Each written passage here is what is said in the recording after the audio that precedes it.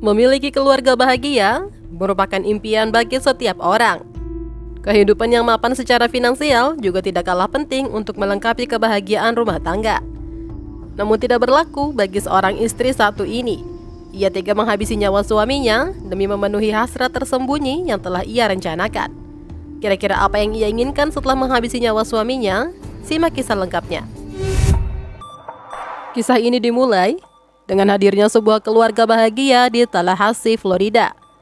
Adalah Jerry Michael Williams, atau yang akrab dipanggil Mike, dan istrinya yang bernama Denise Merrill.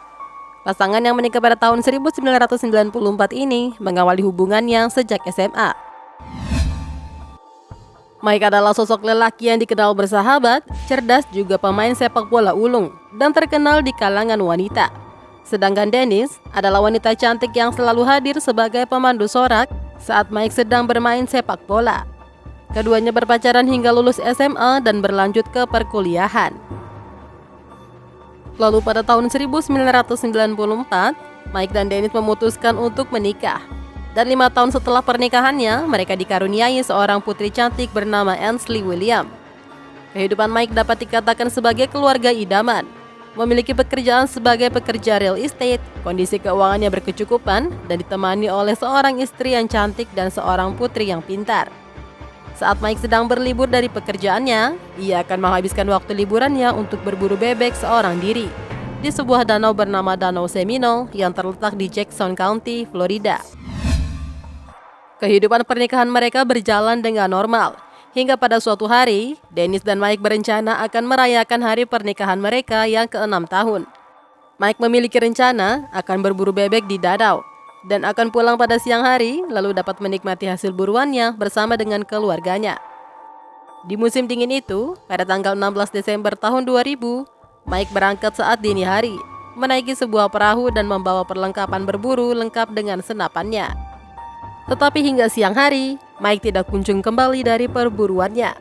Denise yang pada saat itu merasa cemas, segera menghubungi polisi untuk melaporkan berita kehilangan suaminya.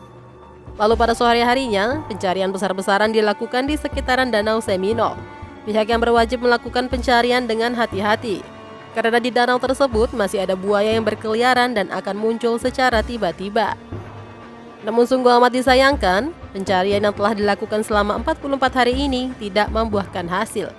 Dengan tidak ditemukannya tubuh Mike, membuat pihak yang berwajib membuat spekulasi bahwa Mike tenggelam dalam kecelakaan perahu dan tubuhnya dimakan buaya yang berada di sekitaran danau.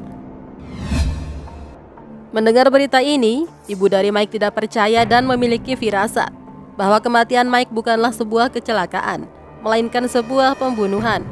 Tetapi bagaimanapun, saat tim penyelamat memutuskan untuk mengakhiri pencarian, ibu Mike hanya bisa berjuang seorang diri dengan menempelkan selebaran berita kehilangan putranya di beberapa tempat. Kehidupan tetap berjalan dan 5 tahun setelahnya, Denise menikah lagi dengan seorang pria bernama Brian Winchester. Ia adalah sahabat Mike sejak duduk di kursi SMA. Brian yang juga sudah memiliki istri dan anak, akhirnya menceraikan istrinya demi bisa hidup bersama Denise. Hingga pada tahun 2016, kisah di balik hilangnya Mike terungkap dari mulut sahabatnya sendiri, Brian Winchester. Semua bermula saat hubungan antara Denise dan Brian memburuk. Denise yang sudah merasa tidak bahagia memutuskan untuk bercerai dari Brian. Merasa tidak terima akan keputusannya, Brian menyelinap ke dalam mobil milik Denise sambil menodongkan senjata. Brian berpikir bahwa Denise akan menceritakan semua rahasia yang ia lakukan terhadap Mike kepada pihak kepolisian. Namun pada akhirnya, Brian mengalah dan melepaskan Denise. Tanpa melewatkan kesempatan untuk terlepas dari Brian, Denise mendatangi kantor polisi dan melaporkan Brian atas tindak kejahatan penculikan bersenjata. Saat Brian diadili di persidangan, ia menyinggung sedikit tentang kisah di balik kematian Mike sahabatnya. Pengadilan memberikan kekebalan atas kasusnya jika Brian bisa menceritakan kisah yang sebenarnya terjadi pada Mike. Akhirnya Brian menceritakan seluruh kejahatan yang telah ia dan Denise lakukan. Pada tahun 1997, 3 tahun setelah Denise dan Mike menikah, Denise berselingkuh dengan Brian. Brian yang pada saat itu sudah memiliki istri dan anak, serta karir yang cemerlang, mulai berkomunikasi dengan Denise secara diam-diam. Tanpa sepengetahuan Mike, Denise dan Brian mulai menyukai satu sama lain. di balik status mereka yang masing-masing sudah memiliki pasangan. Lalu 6 tahun kemudian, pada akhirnya Dennis mulai merasa tidak bahagia pada pernikahannya dengan Mike. Di sisi lain, Mike terus mengatakan kepada Dennis bahwa ia ingin memiliki anak lagi. Dennis yang tidak setuju mulai mencari cara agar dapat menghindari suaminya.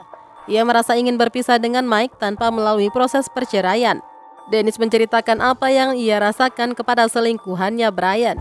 Ia tidak ingin bercerai dengan Mike karena takut akan citranya, yang nantinya akan dicap sebagai janda dan akan kehilangan hak asuh atas putrinya.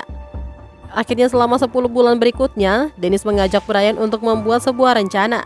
Mereka bersekongkol untuk menyingkirkan Mike dengan membawa Mike ke sebuah danau dan Brian akan menenggelamkannya di sana. Namun sebelum mereka melancarkan aksinya, Brian yang bekerja di sebuah perusahaan asuransi menawarkan 3 polis asuransi senilai $1,75 kepada Mike. Atau jika dirupiahkan, sekarang akan bernilai kurang lebih 24 miliar rupiah.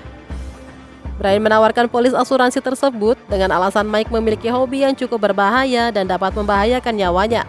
Mendengar tawaran dari sahabatnya itu, Mike akhirnya setuju. 6 bulan kemudian, pada tanggal 9 Desember tahun 2000, Brian mengajak Mike untuk berburu bebek di Danau Seminole, Florida. Saat mereka sudah berada di tengah danau, Brian meminta Mike untuk berdiri, lalu mendorong Mike hingga terjatuh ke danau. Saat Mike berusaha untuk kembali naik ke perahu, Brian merasa bingung dan dengan spontan menembak Mike. Hingga akhirnya Mike meninggal dunia. Brian membawa tubuh Mike dan perahu ke pinggir danau, meletakkan tubuh Mike di mobil Chevrolet milik Brian, lalu kembali ke danau dan mendorong perahu yang ia naiki ke air, dengan harapan pihak yang berwenang akan menganggap kematian Mike adalah sebuah kecelakaan perahu. Kemudian Brian pulang ke rumahnya, mengganti seluruh pakaian yang ia pakai, dan diam-diam menyelinap ke tempat tidur karena takut ketahuan oleh istrinya Kathy saat itu. Dengan kondisi tubuh Mike masih berada di dalam mobil miliknya. Keesokan harinya, Brian pergi ke supermarket, membeli sekop dan terpal, lalu mengendarai mobilnya ke sebuah daerah terpencil di ujung Gardner Road, lalu menguburkan Mike di sana. Setelah Brian membeberkan kejahatannya, pihak yang berwajib segera mendatangi lokasi tempat tubuh Mike dikuburkan. Lalu disusul penangkapan Dennis di kantornya di Florida State University, bertepatan dengan hari ulang tahun putrinya Ansley William yang ke-19 tahun. Akhirnya Dennis didakwa dengan pembunuhan, konspirasi, dan penipuan, dan dijatuhi hukuman seumur hidup. Sedangkan Brian dijatuhi hukuman 20 tahun penjara atas kasus penculikan terhadap Dennis. Hampir 17 tahun lamanya, waktu yang cukup lama bagi mendiang Mike untuk mengetahui kebenarannya. Kasus yang sebelumnya diduga atas sebuah kecelakaan, kini telah berubah menjadi sebuah kasus pembunuhan. Ibu Mike juga tidak henti-hentinya mencari jawaban atas kehilangan putranya. Beberapa orang mengatakan bahwa ia menempelkan poster-poster Mike di beberapa sudut jalan selama bertahun-tahun. Ia percaya bahwa kematian putranya bukanlah sebuah kecelakaan, dan kini orang-orang percaya bahwa naluri seorang ibu tidak akan salah. Terima kasih sudah menyaksikan video ini, dan sampai jumpa lagi di video selanjutnya.